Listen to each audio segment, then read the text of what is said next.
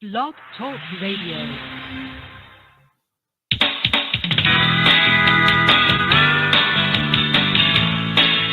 Contra Radio Network, Preparedness Radio, with your host, John Jeffers.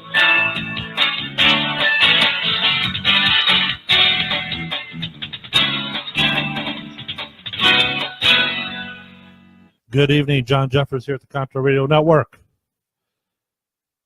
Welcome to another Wednesday edition.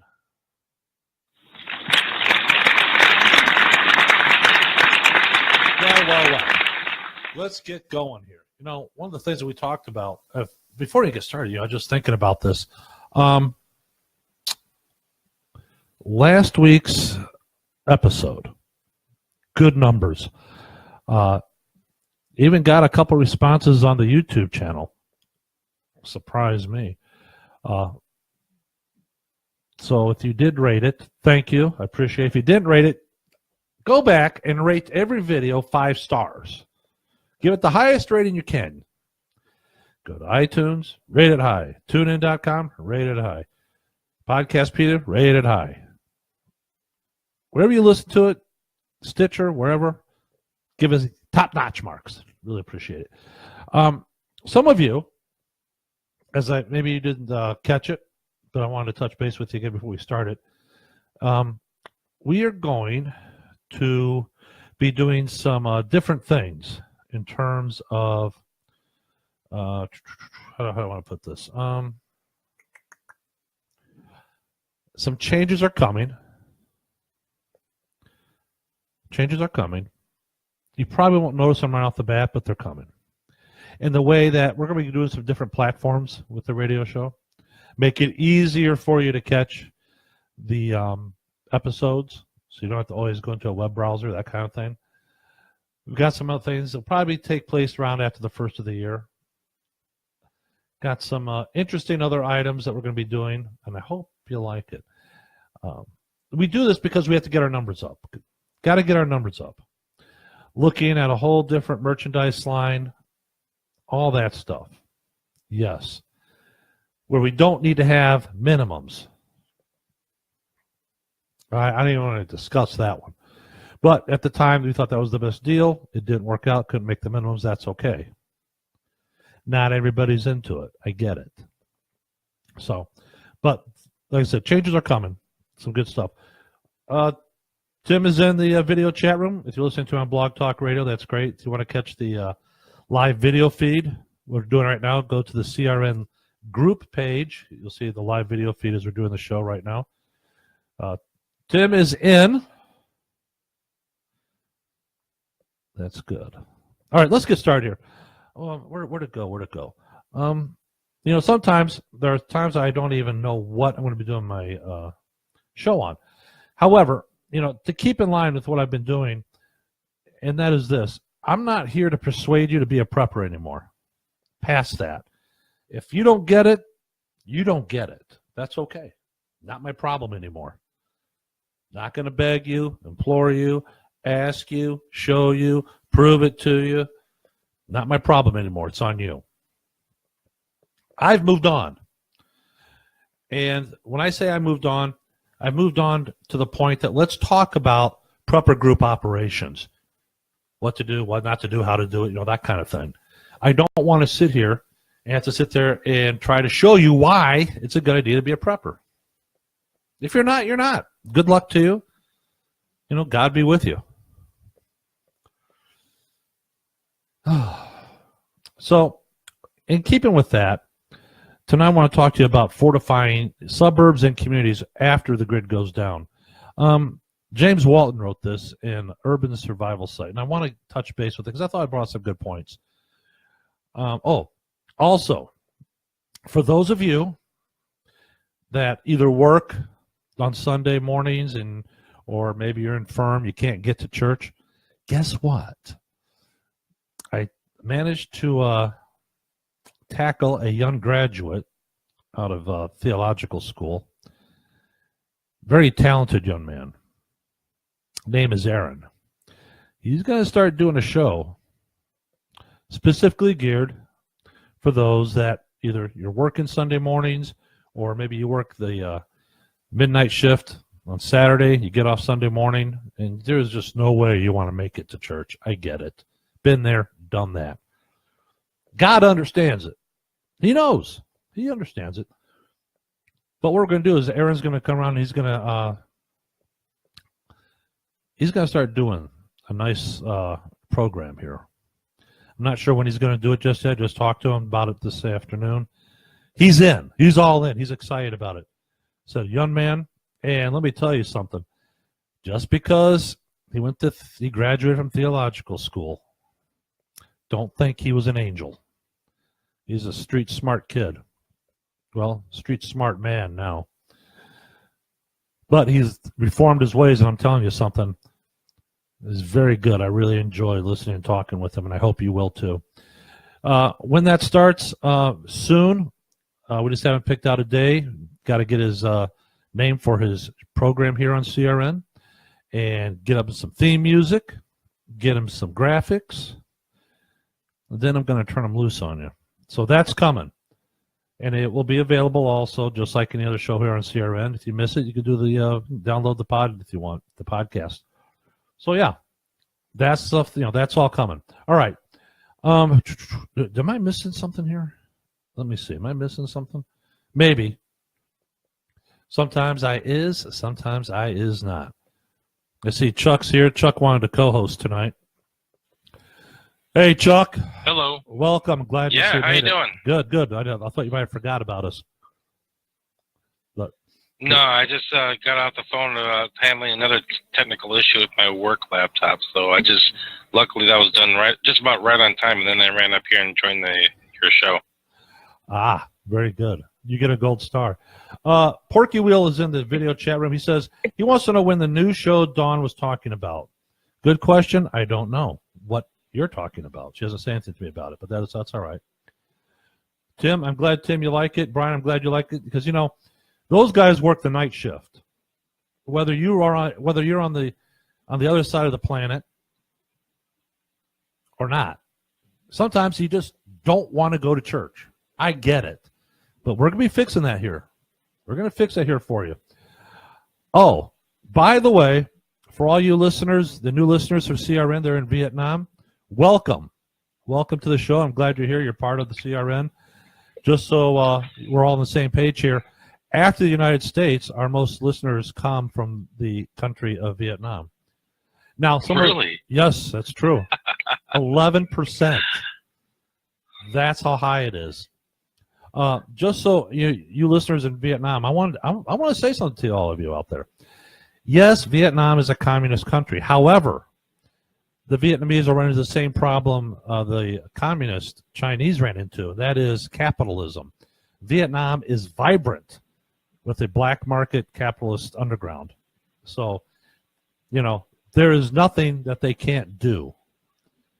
They're smart people, and they are going to be listening to the show. Even though the government may not want them to, they're going to. So for you listeners in Vietnam, I say welcome.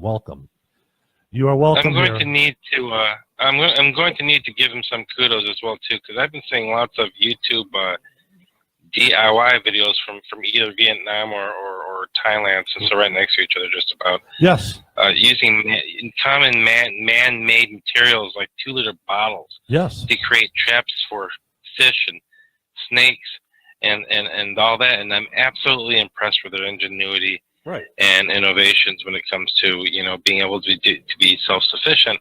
So I have nothing but respect for the Vietnamese. You know what? Tonight is something interesting because we're going to be talking about fortifications of your community and whatnot.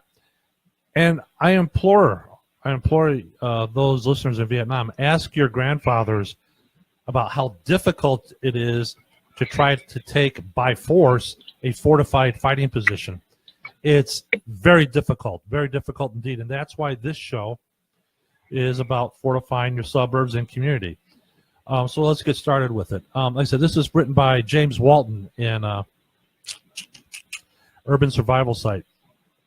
Ezekiel 4:2, for those Christians out there that are listening, then lay siege to it. Erect siege words against it. Build a ramp up to it. set up camps against it, and put battering rams around it. Walls were used to protect societies for a very long time. And Mesopotamia was one of the earliest examples of fortified walls that protected a city. And it wasn't long before settlements arose that people realized they must protect themselves from others. And the best way to defend against invaders was a nice big wall to keep them out. As with all of humanity's skills throughout the ages, the simple fortification of a civilization evolved into a much more complex and effective means. As well as having the fortification of the wall itself, there are other defenses included. Now, a smaller wall was often constructed around the larger, more fortified wall. The space between the two walls is often filled with other obstacles as well. So the path between the invading force, the precious people and resources within the walls grew larger and more complex. Ditches and moats were also used to slow down invading forces. So now we got a little idea what we're talking about here. So materials for building walls. In a modern collapse, the need for fortified neighborhoods will arise. This is not just something reserved for the zombies. Your community will be in grave danger if you are living through a grid-down scenario and hordes of desperate people are trying to survive. They will come for what you have, and then they will burn the rest to the ground to keep warm. So let's look at some materials that can be used to fortify your community soon after a collapse. Now, this wall will have to go up fast. So we are going to look at the quickest ways to make it happen. Sourcing and cutting stone from a quarry in an urban survival situation is just not realistic. It just isn't. What's the first thing we're talking about? Cars. Cars are heavy. They're also valuable. Now, I know this is a radical idea, but cars can be used to build a serious barrier between your community and any outsiders. Just parking them around any open roads that lead to your community is one method. Now, look, it's not going to keep people out, but it will keep cars and trucks out. Now, you could also turn these cars on their sides. This will make the effort, it takes some effort, but will make it much harder for any people to get into your community. So if you were, to couple this obstruction with gunfire, you would be hard-pressed to find a group willing to take that on. Now, to roll a car on its size, depending on size, you'll need about 4 to 5 really strong men. That takes Chuck and me right out of the situation. We're old and decrepit, but we're good. But we're good supervisors, though. So be sure that you push that car in neutral. Have someone steer it to just the right location. Once you lift the car on its side, there's no moving. Even an attempt to flip it back on its tires could get you a broken axle. So line the cars up nose to end on their sides to create a formidable wall. It will slow the passing of people into your community. You can go one step further to make vehicle passing impossible. It will require links of serious cable. So begin by running the cable through your car wall from the back windshield through to the front. Affix the cables at the ends of every 10 or so cars.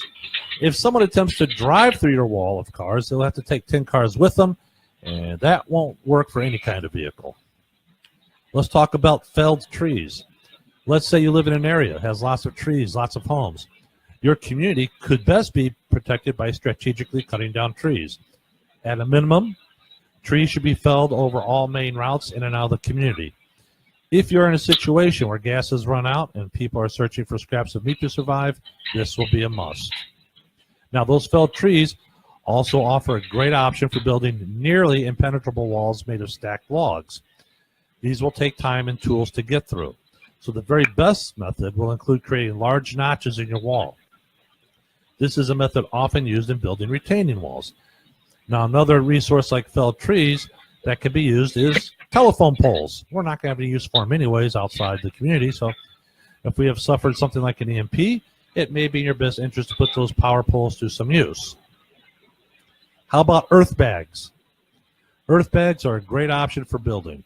Ideally, they should be filled with sand, but even walls made of bagged dirt can create a huge obstacle for those involved. People are building entire homes from earth bags, and that's true. We've talked about it here on this channel. Now, and by investing in... Go ahead, buddy. Yeah, there's another project that was used by the American forces during the occupation in Iraq and Afghanistan. Right. they're called HESCO bastions. They're basically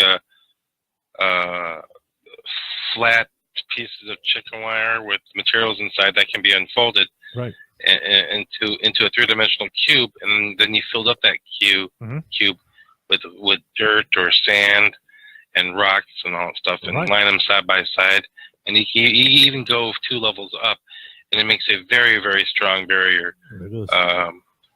Yeah. So and dirt is free. The only thing that you're probably going to need is lots of elbow grease and manual labor, but it's possible. So by investing in the minimal fee of the bags, you have the potential to build up walls that will stop gunfire. These bags and another type of bag could be stored. Now try approaching your civic association about flooding if you're in a floodplain. They may kick some money into a purchase as well.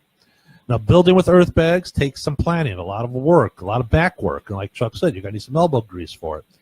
This should be a community objective. However, you will find that legitimate sources can be built. Each bag is filled with dirt or sand and stacked on top of the other. They are layered and sturdy because of the weight of the sand. Now, this is good stuff, guys. So fortification inside the walls. Fortified walls are once abandoned. Once civilization adopts forts and regular watches from towers. Weapons advancements also allowed for the walls to come down in some areas. Now, Paris actually had a wall around it in the early 1900s, so they did not all go away quickly. In fact, some of those walls are still around. If you're going to fortify your area, you must have a dedicated security patrol force that is willing to stay at their post. This lead time will make an enormous difference in readiness. Your security force will be responsible for perimeter walks, daily structural inspection of the wall, and maybe even some short-range recon. I would also recommend a serious armaments team that pays attention to weapons. A group to clean, count, and repair weapons will be crucial. I'll say it again. A group to clean, count, and repair weapons will be crucial. That means you need to find someone who's an armorer, weapons armorer, firearms, that knows about it. Put him in your group. Kiss his ass, whatever it takes for him to stay. If the world has reached such a point where walled warfare makes a return to life, life will be very hard. So you will be in an all-out war situation where every advantage must be taken. Now here's something else you need to think about. Fortified relationships. There is no enemy more powerful than the enemy within. As Americans, we like the idea of fortification through steel and bullets. The fortification of community relationships is vital to a survival community. In fact, I would say most of our issues in the nation today stem from us not having one-on-one dialogue with as many people as we can in our neighborhoods. You will be able to improve your fortifications as well as condition of society within if you are listening to others. There is no need to agree with everything someone says, like me. But to consider all thoughts or make your walls and what's within them much stronger. Chuck, do you have something to add?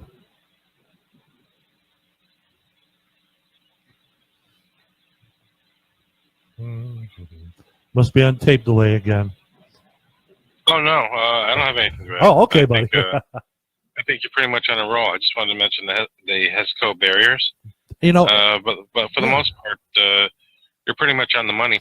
There is another form of barrier that you can use, though, but it's not really good against vehicles. Rather, it's good against infantry that are not mounted in vehicles, and that's probably cutting down trees and basically making sure, like pine trees, for example, making sure that those branches are sticking out towards the outside of your compound or your holdout. Basically, those will be what's the word that I'm looking for? Painful for infantry to walk through. So there would be like natural obstacles or deterrents, if anything. Right. Anything you can do to make the approach difficult is out there. Oh, hey, Brandon is in Minnesota. I think this is the closest he's ever been to Illinois since we've been talking with him here on CRN. Brandon, I understand. Not to mention Minnesota was on the receiving end of some pretty severe blizzards last week. So I wonder how they're doing now. I was just going to ask him that. You beat me to it. Yeah. Tim puts in the video chat room. He says low wire entanglements are great for enemy on foot. One of the things you have to remember, anything you put out there, whether it's a tree, ditches or whatever, just remember, any infantry approaching can use those for cover and concealment. Something to be aware of. Low wire entanglements. Yeah. Good luck. Good luck trying to find cover and concealment with low wire, because you get all tangled. If you get tanglefoot up in there, you're good to go. Sit there and just make their life miserable. That is true. That is true. Shipping containers, possibly. My empty shipping containers. Yeah. Stacked too high, possibly. I don't know. I don't see why you couldn't. Just remember, you put felled trees out there. Trees make great cover and concealment, no matter who's using them. So just something to think about. And like the article said, you got to have a group that's willing to clean, count, and repair any weapons that might need it. We're talking about doing a short recon outside the wall. That's fine. What if they find a bunch of weapons out there? I say bring them back with you, give them to the armorer, and say, here, make these work. And that's I don't know what to tell you. That works. Well, yeah, it does. It's true. It's all true. All right.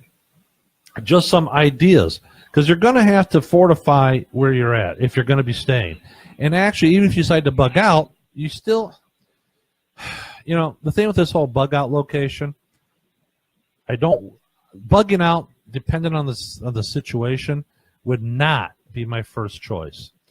But let's say you go to a bug out location, having it back off a road somewhere, somewhat concealed, isn't always going to be your best option, because eventually you found it, somebody else is going to find it too, or stumble across it, one way or the other. So you're going to have to do some fortifications there as well. It all depends on where it is. Now, if you are stuck, say, in the city, fortifications become, you could do a lot with fortifications if you're stuck in the city. Buses make great fortifications. They're big. Vehicles. Oh, yeah. Trucks. You get all kinds of dumpsters. Dumpster, I mean. Yeah. I like the dumpster idea because that's all steel. That's okay. I think it's also a good idea to still, to even build a fortification or to make barriers requires manpower. Right. And the best way to get manpower is to basically have that available in your community. So that way it can be a community effort in order to, for everyone's safety and security.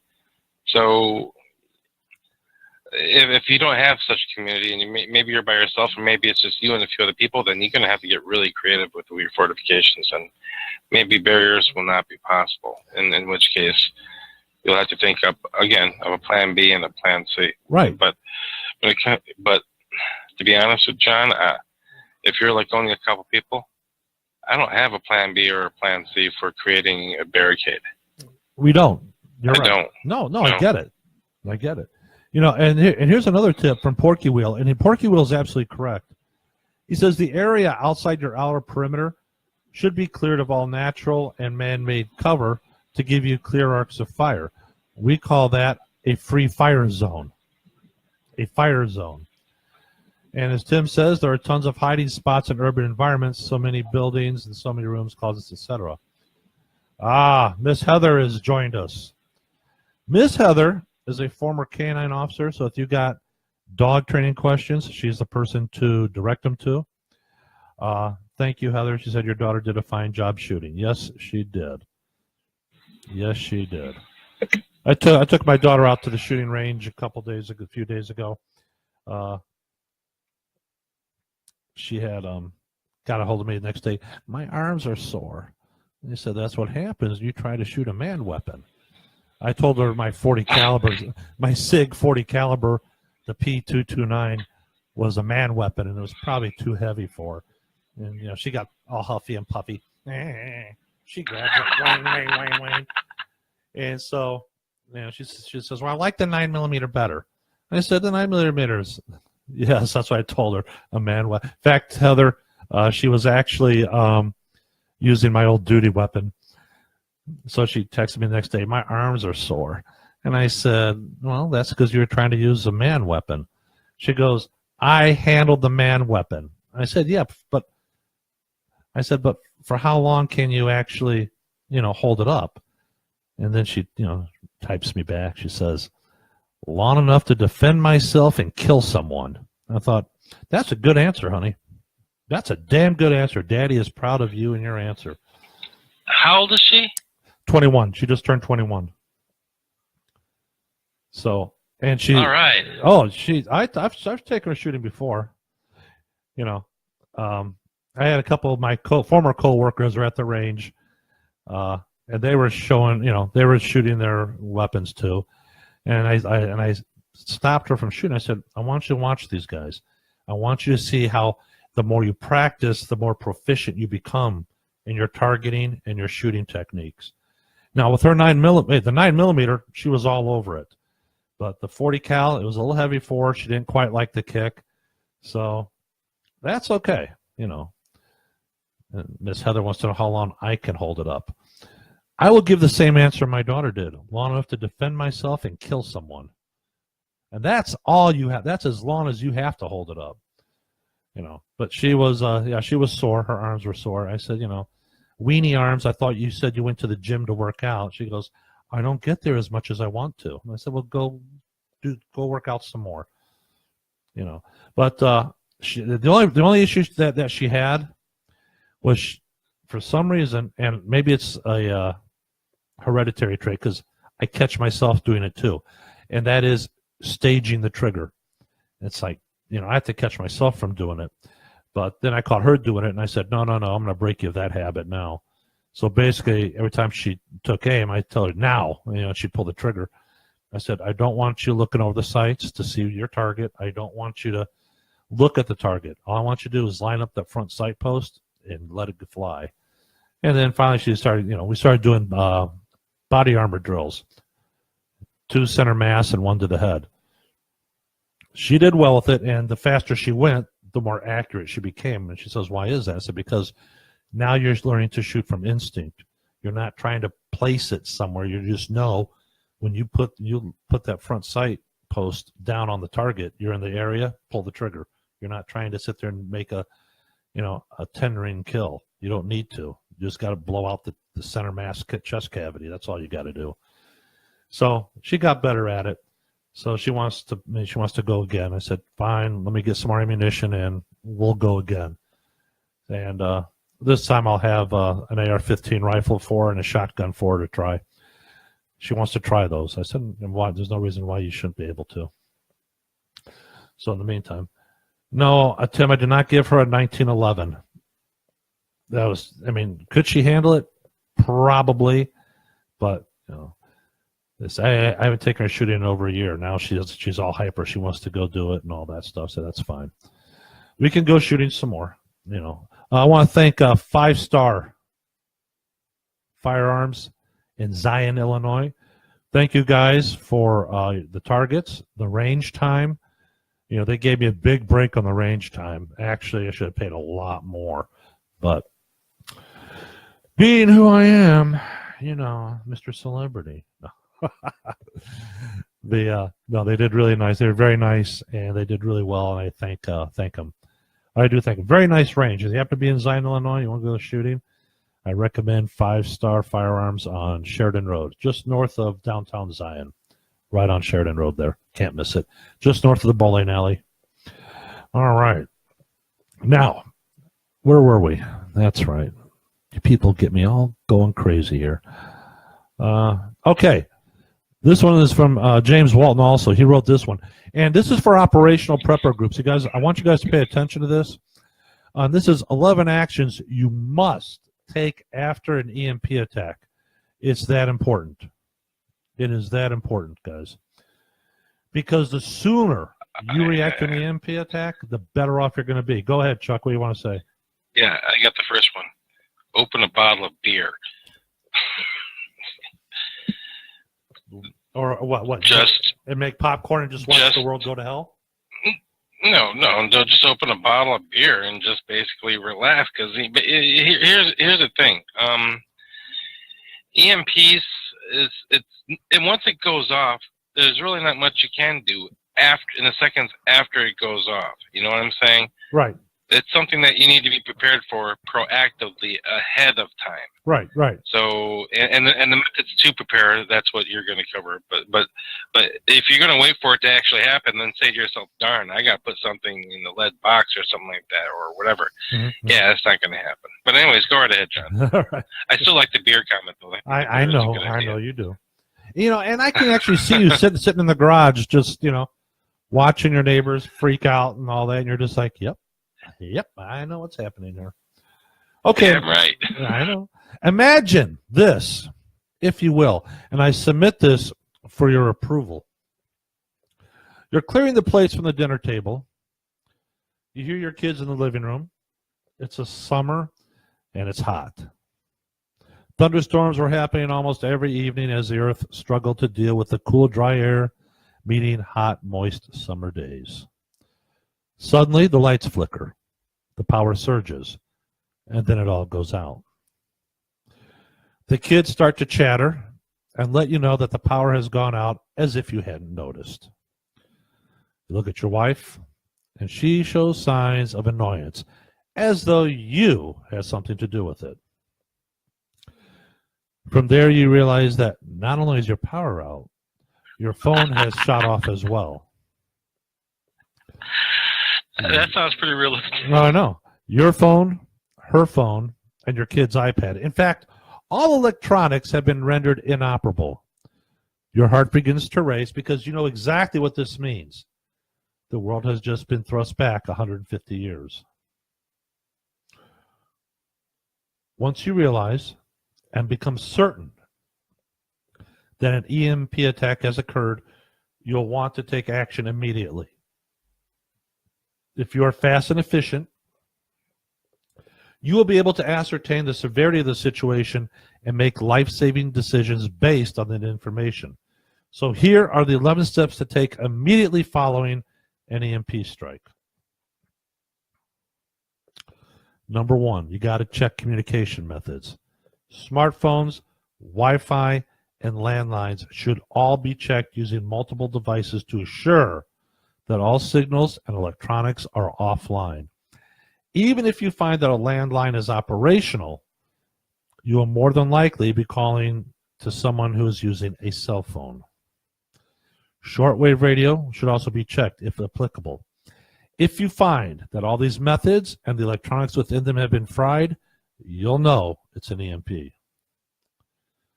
Number 2, check battery-powered devices.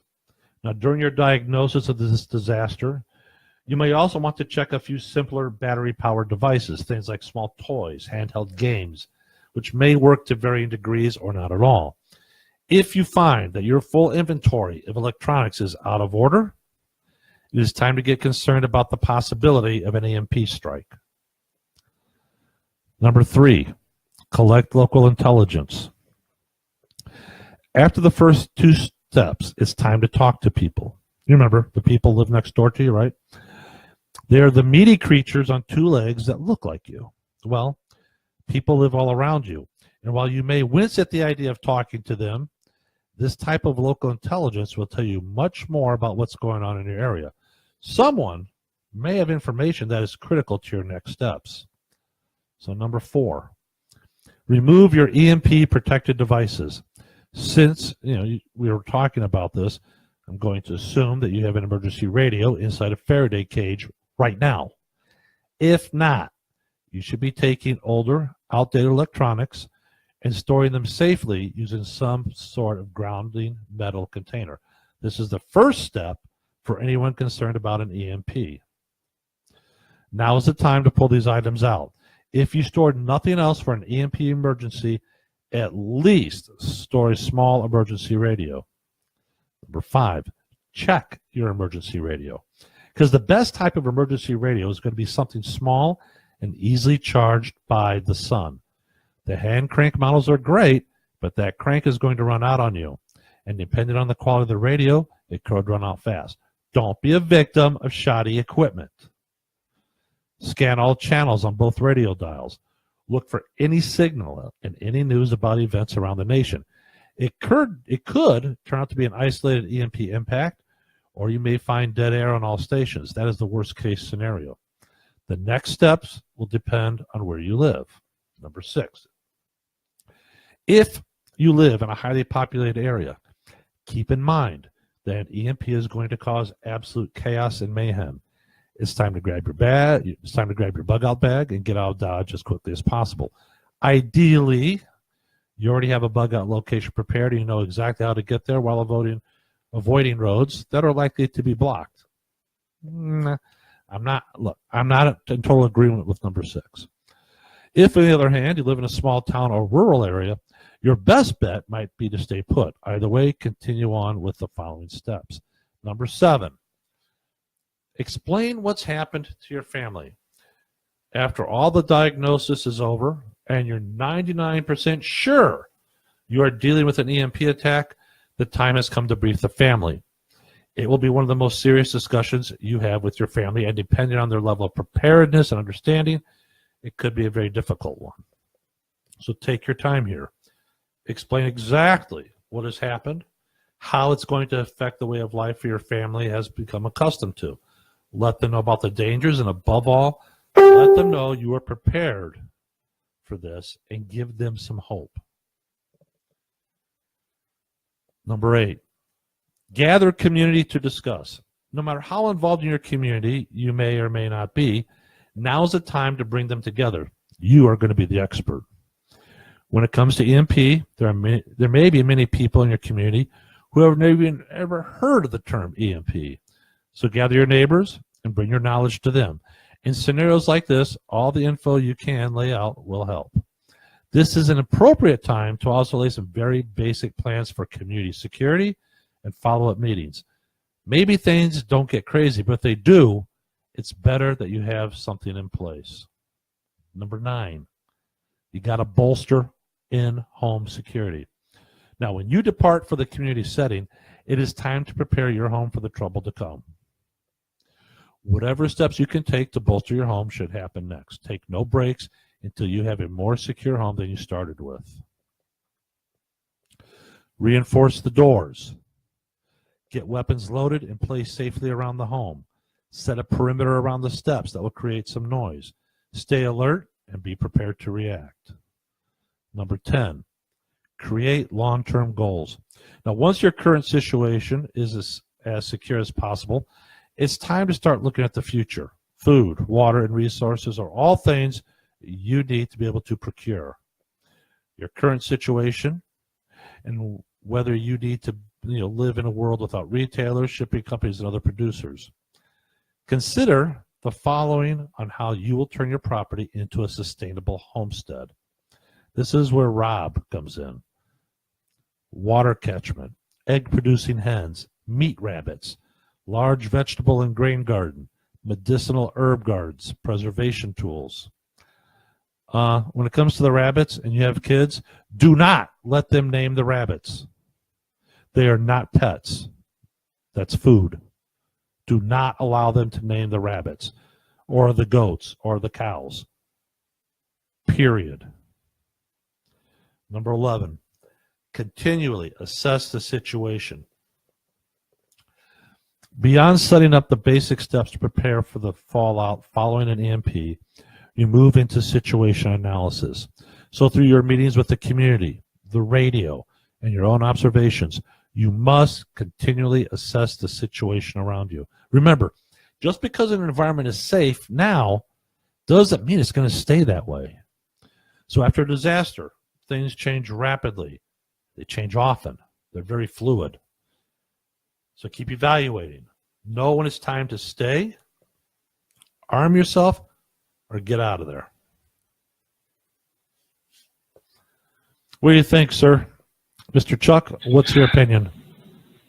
I think the Faraday cage is probably the most common method of protecting your valuables. And there's lots of things that you can use as makeshift Faraday cage. Metal or steel pet cages, for example. As long as you have a rubber mat at the bottom of it, in the center, you can actually put your electronics in there, and it will be protected. Any type of box that has chicken wire lined on the inside of it, same thing.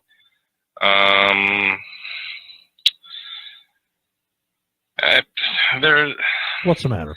What's the matter? Well, here's the thing. Some of the stuff I use all the time, man. Yeah. You know, laptops especially. So the challenge is, well, how are you going to time putting that laptop in there? I think it makes more sense just to have a spare laptop, like an extra laptop, the one that you use every day and the one that you don't use, but you keep up to date. Yeah. And just keep that in the Faraday cage, and you can still have one that you use on a daily basis, and that's probably going to be fried. Yeah, you know, stuff like that. Probably, if you have spare CB radios and walkie-talkies or smartphones, yeah, you can go ahead and put that in there as well. So, probably the big thing though is the cars, your vehicles, the ones that are modern that have, you know, electronic fuel injection and some type of computer that's being used as an ECU. Right. And right, that's something. That's a tough one. I'm not exactly sure if that you can make your entire garage into a Faraday cage, or can you just turn the damn thing off and take the battery out without being enough to protect it against an EMP? I wonder. And those are questions I'm looking for an expert to answer. Right. One of the things that we have to bear in mind, for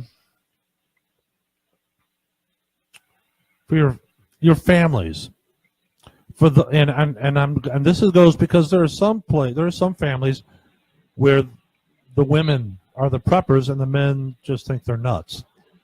What we have to realize is this. What has to be realized is this. As you are the prepper, you are expected, especially when things go sideways like this, you're going to be expected to be the all-knowing guru. The provider, the head of household. Yep. You're going to be the one that they're going to be looking to. If you are a person who doesn't work well under pressure, has a tendency to yell, if you cannot give them peace and confidence in your abilities, you will find yourself being questioned all the time. In a situation like that, let's face it, you cannot afford to be questioned at every little thing you say, every little thing you tell them. There are some things they're just got to take as gospel. You know? So there are different things that you're going to have to be. You have to be the prepper. You're going to also have to be the know-all guru, and you're going to be the leader. If you're not up on your EMP stuff, look, there's not much to it, folks. There just isn't. And it's easy to read. There's plenty of material out there to read up on it. I think if you're a prepper and you're just starting out, you need to get a Faraday cage. And when we say Faraday cage, I'm thinking of, you know, something that's generic. It doesn't have to say Faraday cage on it, but something generic that will work. And then you store your radios and whatever. I would store batteries in there. I would store radios in there. I would store, any battery-operated equipment, take the batteries out, then put it in the Faraday cage. If you could unscrew the antenna from radios, do it. Take them off. Tape them to the radio. That way you'll have it. Rubber band them to the radio. I don't care. But communication is going to be essential. Essential. Because if you don't know what's going on outside your immediate, I want to say block where you live, you're going to be doing yourself a disservice. And I'm not so sure, you know, and I'm not so sure that, you know, showing your hand at the beginning to the community leaders is such a good idea. Because the thing of it is this, if they find somebody that's more knowledgeable than them, then they'll try to draft you to do stuff for the community, and you can't afford to do that. What I would say is, when the community gathers to discuss the situation, by all means, go into gray man mode, listen in, and keep your comments and your counsel to yourself before opening a word. Before you even say a word, before you open your mouth, think about what can possibly, you know, result from this. Okay, what there? Okay. Tim and Porky are in discussions about 1911s. Rob has checked in. Shane says he has 2 lead line cabinets out of an x-ray room. You know, Shane, I like that idea. That's a real good idea. Rob says he has a garbage can lined with cardboard and foil tape. It works for me. Well, that's something. Go to the antique stores and to the flea shops. You might come across some industrial medical cabinets, the older ones like from the 60s and the 50s, and those are often metallic. That might be an option to consider. A lot of the old stuff that are in flea markets and antique stores, and the antique stores are kind of pricey, but even people's backyards, like barn finds, they probably will have some pretty crucial function if you're innovative enough to get those raw materials and have them in your possession. Wire hangers, heavy gauge wire hangers. You can bend it into anything that you want to. Hell, you can make your own makeshift Faraday cage or baskets out of them if you want to as well. But personally, I like the already assembled approach, and for me, those are metal pet cages or those humane metal traps that are in the cage form where the door trap's shut behind them when the game is inside it. You can use that as well. Anything, an old bicycle basket for Pete's sake, or a shopping cart will even fulfill that function. You just have to know how to set it up. The milk box. Back in the 40s, 50s, and 60s, people had their milk delivered, dropped off on the porch. It was usually a metal container. Open it up, they put your milk and cheese or whatever you ordered from the dairy farm, put the lid down, and you will find those. They're all over the antique stores, and they're really cheap. But it will serve as a Faraday cage because it will be a pretty decent metal. It wasn't cheap metal like it is today. So, like you said, check the antique stores. That's a great idea, Chuck. You get a gold star for that one. A gold star. Yeah, thank you. A gold star, sir. Probably the best thing to check is you see, the antique stores, you know how it is. They like to buy low and sell high. Storage, go to storage auctions, go to estate sales. They might have some good things as well. So flea market's probably the next best thing, like Goodwill's.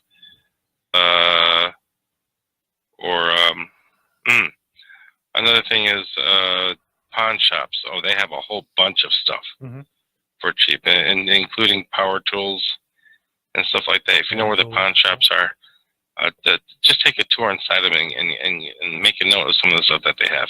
I'm pretty sure that they'll be really helpful in certain situations. Oh, there you go.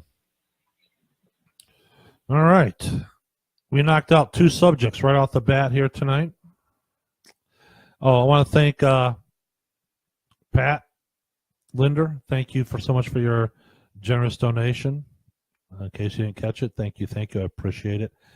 And Charles in Nebraska, thank you for your generous donation as well. If you'd like to, and Rob, thank you for your donation. Thank you.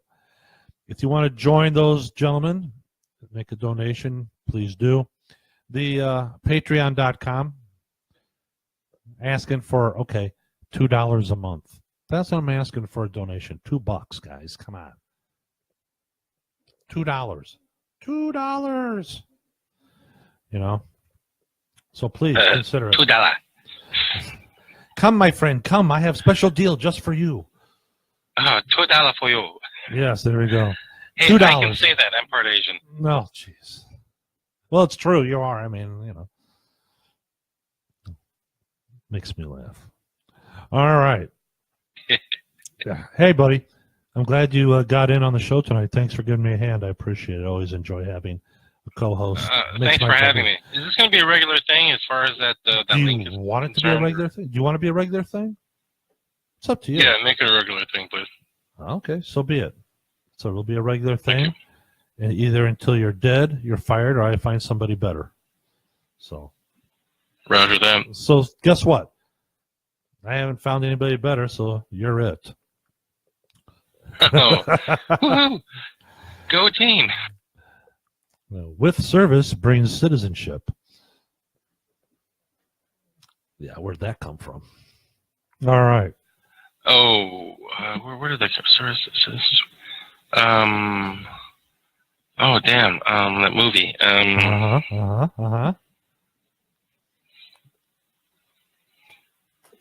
Earth battling the bugs. Right. You're getting Starship Trooper. Ah, you get there. Starship You go. Ding, ding, ding, ding, ding. Listen to you. I actually for citizenship. That's how they do it in South Korea. That's how they do it in Israel. Why not? I just don't get it. Oh well. That's it. Oh yeah, Netherlands as well, or Switzerland, one of those two countries. Shane and the video feed on the Contra Radio Network group page. Everybody check your generators. We are heading into winter. That is words of wisdom from Shane. Thank you, Shane. Very good stuff. If you got a generator, check it. Because you never know when you're going to need it. And the time you need it, you don't want to sit there and go, it's not working, honey. Yeah, some prepper you are. You didn't even prepare for that. Sad, just sad. So check it. Porky Wheel, thank you for listening, buddy. He's got to get some sleep. It's like 2 or 3 o'clock in the morning, his time. He's got to get up and go to work. So don't tell me how tired you are about listening to an hour show. Yes, it is. Thank you, Porky Wheel. You're a good man. Actually, all of you men and women who choose to listen in tonight, you're all very good people, and I'm proud to have you as my listeners. You humble me with your participation in the show. So, yes. Absolutely, yes. All right. Now, just so you know, update. Rob has agreed, kind of, to do his homesteading show. There's no rush. He's got to get some equipment so he sounds good on the radio. I don't want him to sound crappy. I want him to do a good job. So, with that said, Rob's show on homesteading is still a go as far as I'm concerned. It's just going to take some time. It might be after the first of the year because we got the silly holidays coming up where we have to buy gifts for everybody. Why we have to buy gifts for adults, I don't know. I don't do it. I just don't. If you're an adult, your time for Christmas is past. Christmas is for the kids. But that's me. That's what I think. Porky Will says it's 3 a.m. his time. So, all right. What we're going to do next week, I don't know. But know this. Things are changing here at CRN. I've been trying to get a hold of Chuck all week on Facebook Messenger. I got to go over some things with him. I think he's going to like it, but I want to check it out with him. All right. With that said, I thank you all for listening tonight. We're just about out of time, unfortunately. And, all right. Before I go, I want all of you to take a deep breath. Who cares about the governor elections in New Jersey and Virginia? Those are very deep blue states. So the Democrats won the governor's office in very deep blue states. Big deal. If they didn't win them, I'd been surprised. So don't get all freaked out. They should have won those. Hillary should have won those states, but she didn't. Those are very deep blue states. You could make the argument that Virginia's probably purple, but more blue than purple, especially in the northern part of the state. New Jersey is just hopeless. So I'm not even, don't sweat it, people. Don't let them sit there and get all flustered about the mainstream media gushing and screaming that Trump was on the ballot, Trump was on the ballot. No, he wasn't. As a matter of fact, both candidates that were running on the Republican ticket in those states distanced themselves from President Trump which makes them either A, rhinos, or B, part of the GOP elite establishment, in which case, you know what? Wishy-washy doesn't work for conservative voters. Either you are or you are not. It's like being pregnant. Either you are or you are not. There is no middle of the road. If you're a middle of the road conservative, why don't you just vote Democrat? All right? So don't freak out, guys. It's all right. Who cares? All right? It's not a big deal. It doesn't change anything. All right. All right. Got a few minutes left. Mr. Chuck, would you care to opine and give us the closing tonight? Prepare today, survive tomorrow. That's our motto. Enough said. Dude, that's all you got to That's- say. I'm stealing that just so you know. That's fine. I love it. I absolutely love it. Prepare today, survive tomorrow. You got that? That's a great motto. I couldn't have thought a better one. That's an excellent motto. You get another gold star. You're welcome. Tonight. That's, You're welcome to it. That's 3 gold stars you got tonight. Outstanding work, sir. Outstanding. Outstanding. I can't believe how outstanding it is. Excellent work. Excellent work, sir. Thank you. All right. Well, thank you again for checking us out, staying with us. I'm John Jeffers here at the Contra Radio Network with my co-host Chuck Cook. We both say to you, our prepper and patriot friends, stay alert, stay safe, and stay vigilant. I'm John Jeffers again. Don't forget Contra Dawn's show on Friday nights, right here on Contra Radio Network. Thank you again for joining us. I do appreciate it. Chuck, I will see you on Facebook Messenger in about 2 minutes, if you could, sir. Roger that. Thank you, sir. The rest of you, thanks again for tuning in. Thanks for sharing part of your Wednesday evening with us. I appreciate it. I hope you got a lot out of it. And feel free to like and highly rate these podcasts on whatever platform you are listening to. I appreciate it. I'm John Jeffers for the Contra Radio Network saying good night and be alert. Thank you for using Blog Talk Radio. Goodbye.